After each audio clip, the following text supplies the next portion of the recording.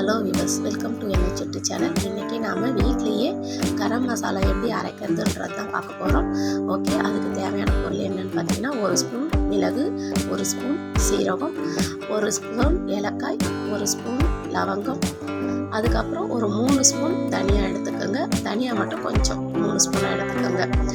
அப்புறம் இந்த ஜாதி பத்திரி ஒரு 5-6 எடுத்துக்கோங்க. அன்னாச்சிப்பூ ஒரு 5 எடுத்துக்கோங்க.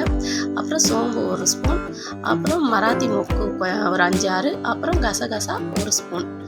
ஓகே, அப்புறம் பிரியாணி இலை கொஞ்சம் ஒரு 10 அப்படி எடுத்துக்கோங்க. அப்புறம் பட்டை இந்த அளவுக்கு எடுத்துக்கோங்க.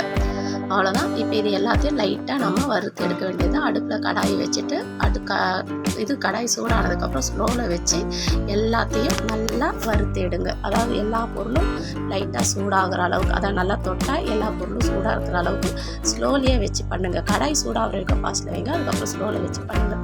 அவ்வளோதான். இப்போ அதை நான் எல்லாத்தையும் வறுத்துட்டேன். அதை ஒரு பாத்திரத்தில் போட்டு ஒரு 2 இல்லை 3 ஸ்பூன் மஞ்சள் தூள் எடுத்துக்குங்க. இப்போ எல்லாம் இது மிக்சியில் போட்டு அரைச்சி எடுத்துருக்கேன். இந்த பாருங்கள், இது எல்லாம் ஆறதுக்கப்புறம் நான் மிக்சியில் போட்டு அரைச்சி எடுத்துருக்கேன். நல்லா நைஸாக அரைச்சிட்டேன். அவ்வளோதான். இப்போ கரம் மசாலா ரெடி ஆகிடுச்சு. இப்போ நாம் இந்த கரம் மசாலாவை ஒரு கண்ணாடி பாட்டிலில் ஸ்டோர் பண்ணிக்கலாம்.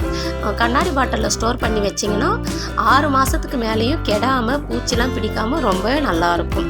அதே போல் நம்ம பாக்கெட் ஐட்டம் கரம் மசாலா வாங்குறப்போ அது கெடாமல் இருக்க நிறைய கெமிக்கல் போடுவாங்க. ஆனால் நம்ம வீட்டில் அரைச்சா எந்த ஒரு கெமிக்கலும் சேர்க்கணுன்ற அவசியமே இல்லை. அதனால் நம்ம கரம் மசாலாவை வீட்லேயே வாங்கி ரெடி பண்ணி அரைச்சி நம்ம உணவோடு சேர்த்துக்கலாம். ஓகே வியூவர்ஸ், இந்த வீடியோ உங்களுக்கு பிடிச்சிருந்ததுன்னா லைக் பண்ணுங்கள் அண்ட் சப்ஸ்கிரைப் பண்ணுங்கள். வீடியோவை முழுசாக பார்த்ததுக்கு தேங்க்யூ.